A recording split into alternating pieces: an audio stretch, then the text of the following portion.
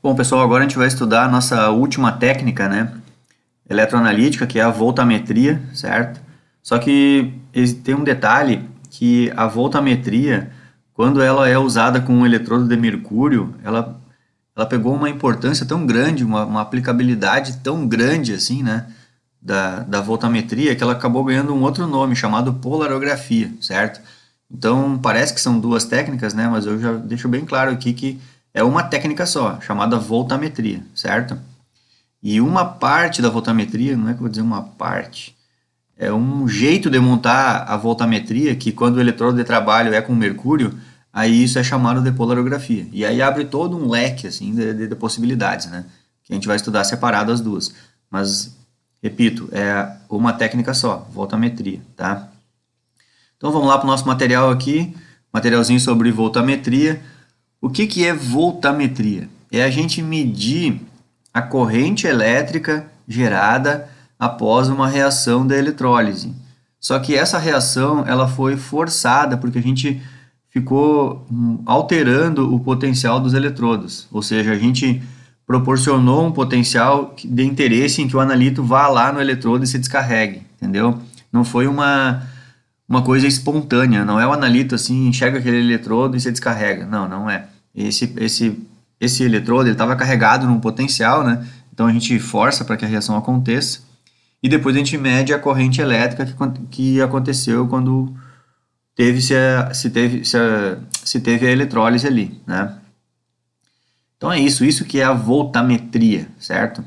Deixa eu mostrar para vocês aqui como é que é a instrumentação da voltametria, né? Qual é a parte instrumental, assim.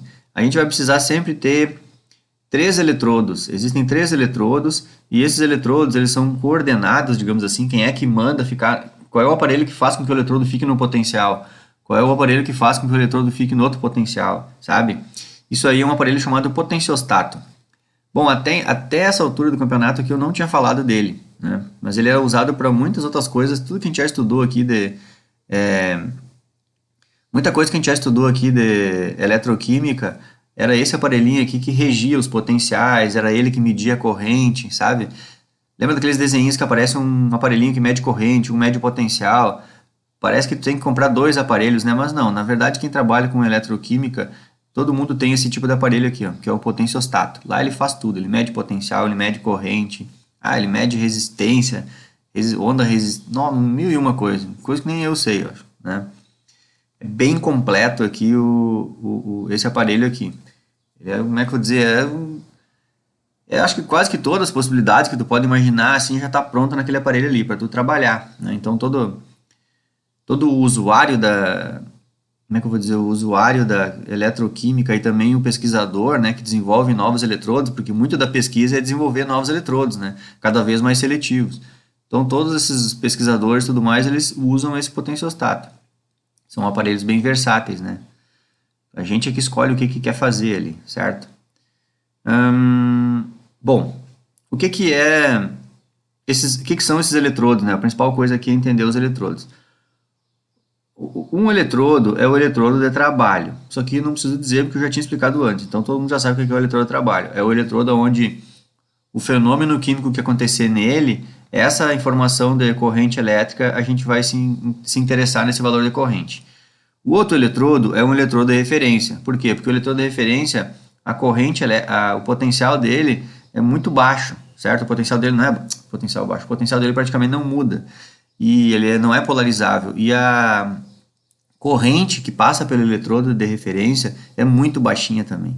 Então, não dá para fazer uma técnica voltamétrica em que a gente está interessado na corrente que acontece entre o eletrodo de trabalho, não dá para usar o outro eletrodo, só o eletrodo de referência, porque a corrente do eletrodo de referência é muito baixa, muito pequenininha a corrente, né? Então não conseguiríamos fazer uma análise voltamétrica. E daí é que vem a necessidade de um terceiro eletrodo, chamado de contraeletrodo ou eletrodo auxiliar. O que é o contraeletrodo? É uma coisa bem simples, pessoal. Se o eletrodo de trabalho a gente deixar ele num potencial, vamos pensar assim, eu deixei ele num potencial positivo, ele está pobre em elétrons, né? Esse eletrodo de trabalho aqui está pobre em elétrons, alguém lá na solução tem que estar rico em elétrons, que é o contraeletrodo, entendeu? Então, se eu deixo o meu eletrodo de trabalho num potencial positivo, o contra-eletrodo está no potencial negativo, no potencial inverso, certo? Então, se determinadas reações de oxidação acontecem num eletrodo pobre em elétron, certamente vai estar acontecendo reações de redução no contra-eletrodo.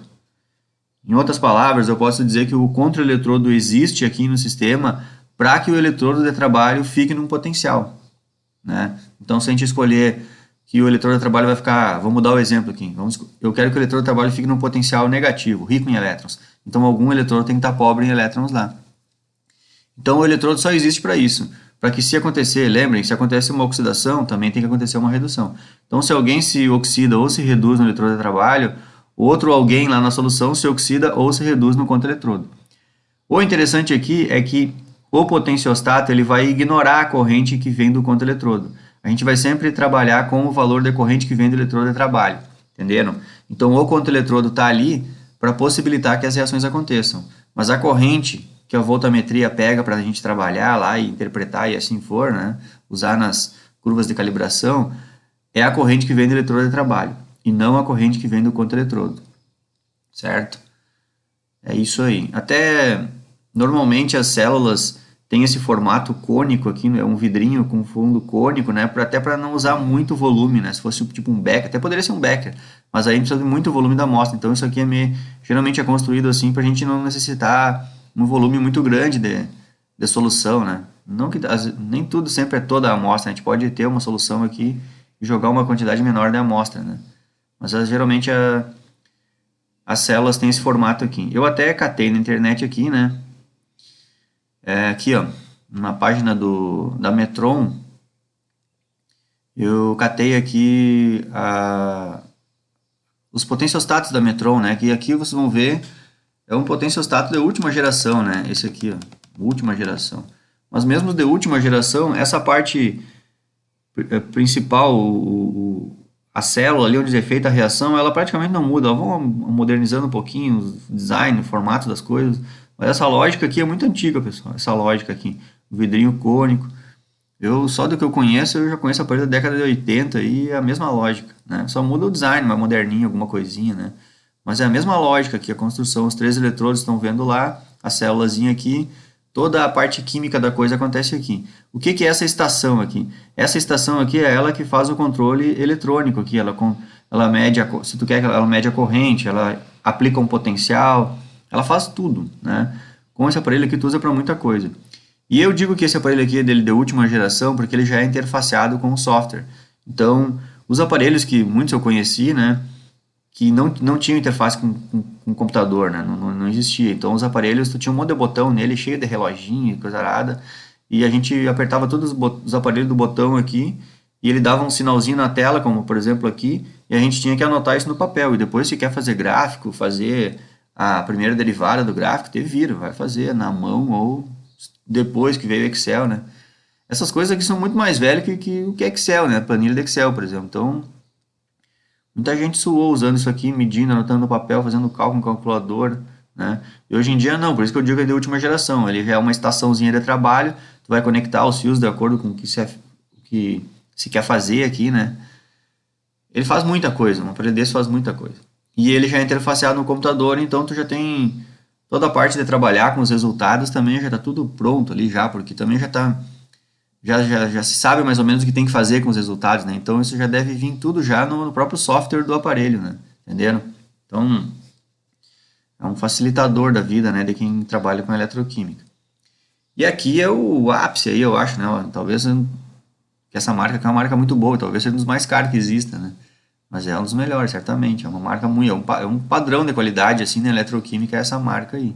Por isso que eu estou usando o material deles aqui, né? Pelo próprio site deles, tu já vê o nível que é, né? Bom, mas então eu vou voltar para o nosso material aqui para vocês viram que esse desenho aqui até é fiel à realidade, né? E é isso, essa é a voltametria, então. Como é que vai ser feita a análise, né? Vamos pensar assim, tá, mas e como é que faz a análise? A análise é assim, vamos imaginar pegar um exemplo bem fácil. Imagine que o nosso analito é um metal, está na forma de cátion aqui, certo? Se eu deixar esse eletrodo de trabalho rico em elétrons, talvez esse cátion se interesse e se reduza aqui, né? Ou vão pensar assim, que vão pensar até no não tão óbvio, né? Eu tenho um cátion e eu deixo esse eletrodo pobre em elétrons, certo? Bem pobre em elétrons. E ele já está na forma de cátion. Só que ele pode perder mais elétrons, sabe? Aquelas exemplos ali, por exemplo, chumbo. Eu tenho eu não lembro de cabeça aqui, mas aqui o chumbo é aqueles aqui, né? Aqui esse aqui perde 3, aqui perde 4, né? O chumbo, pela lógica do octeto aqui, ele deveria ser chumbo 4+, né? Mas a gente tem aqueles par de elétrons dos orbitais S aqui que eles estão bem longe do núcleo, então eles muitas vezes eles não saem, o chumbo acaba não perdendo 4 elétrons, ele perde 2, né? Lembram disso? Então, vamos supor que eu tenha chumbo 2+, né? É um metal que eu posso até fazer uma... Opa! Deixa eu mexer aqui. É um metal que eu posso até fazer uma análise. Eu tenho solução com chumbo 2+, e eu deixo esse eletrodo bem pobre em elétron.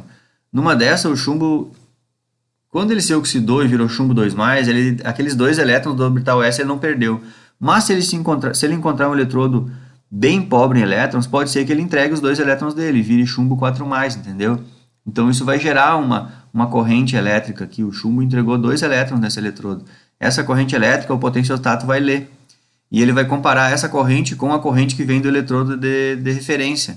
Porque a corrente que vem do eletrodo de referência é muito baixinha. Então, eu vou ter um sinal de corrente bem relevante, entenderam? E aí o contra-eletrodo está para quê lá? Ele está porque se a gente deixou esse eletrodo pobre em elétron, alguém tem que estar rico em elétron. Porque se o chumbo se oxidou aqui, alguém lá na solução está se reduzindo, né? Então é isso e esse sinal aí da redução desse alguém aí não nos interessa, o aparelho não considera. Então acho que é bem simples de entender, né? Simples de entender nessa altura aqui da explicação, né? Nós já estamos aí há quantos vídeos falando de eletroquímica, né? Então quem está estudando na sequência certinha, desde que eu iniciei lá, com condutimetria, potenciometria, falei da eletrólise, mostrei tudo da eletrólise, né? Então, na sequência total de vídeos aqui, é bem fácil, bem rapidinho eu já explico o que é a voltametria, né? Por isso que os materiais até ficou enxuto assim, né? Porque, claro, muita teoria por trás disso eu já falei, entendeu? Então, aqui na voltametria a gente não tem tanta novidade, mas vamos lá. Isso aqui acho que eu falei, já falei tudo isso aqui, né? O que tem aqui, algumas novidadezinhas existem aqui, né? Por exemplo, agora eu já posso dizer para vocês que essa corrente que vai acontecer aqui no eletrodo de trabalho, a gente chama na voltametria, a gente chama de corrente total, né? Vai dar uma corrente ali. Vamos pegar esse exemplo aí do chumbo. Eu inventei ele agora aqui. Vamos pegar o exemplo do chumbo. Então esse chumbo aí 2+, ele vai encontrar esse eletrodo aqui e vai ser descarregado no eletrodo. Só que existe e vai dar uma corrente. A gente vai chamar essa de corrente total. É a corrente que o aparelho lê. Só que essa corrente total aí, o chumbo talvez tenha vindo aqui para esse eletrodo por 2 motivos. Um motivo é a migração elétrica de íons. Por quê? Porque se esse eletrodo aqui tá polarizado, né? Muito provavelmente esse chumbo aqui ele chegou perto do eletrodo porque ele se interessou pela carga, né? Então a gente chama isso de migração de elétrons. Como os eletrodos estão polarizados, né? Um está num polo positivo e um polo negativo, né? Existe um potencial aplicado. O que é potencial? É uma diferença. O potencial é uma DDP, né? Uma diferença de potencial. Eu tenho um eletrodo num polo e o outro eletrodo no outro. Até eu gosto de usar essa expressão rico em elétron e pobre em elétron. Eu acho que ela é bem compreensiva, né? Às vezes a pessoa, eu aqui como professor, fico só falando potencial, potencial, potencial. Na minha cabeça é muito claro o potencial, mas às vezes, sei lá, a pessoa pode estar escutando assim, não percebe o que eu quero dizer, né? Então essas expressões rico em elétron, pobre em elétron, eu acho que é legal. Então é isso. Pelo fato de termos eletrodos ricos em elétron e pobre em elétron, muitos eletrólitos, né, que têm cargas, eles são atraídos por eletrodo. Então esse tipo de corrente que aconteceu porque muito do analito ter sido atraído para o eletrodo, pelo fato do eletrodo estar com carga oposta a ele, a gente vai chamar isso aí de migração elétrica dos íons, né? Então é uma corrente que aconteceu só por causa que os eletrodos estavam polarizados e o nosso analito ele é um eletrólito, ele é um íon, né? E aí, então, esse íon se aproximou dos eletrodos por causa disso, por atração entre cargas opostas. Então, isso é chamado de corrente de migração elétrica. E a outra corrente é a seguinte, ó. Essa aqui eu vou explicar ela bem direitinho, porque isso aqui é importantíssimo. É chamada corrente de difusão. O que quer dizer corrente de difusão? Pessoal, estourou o tempo aqui.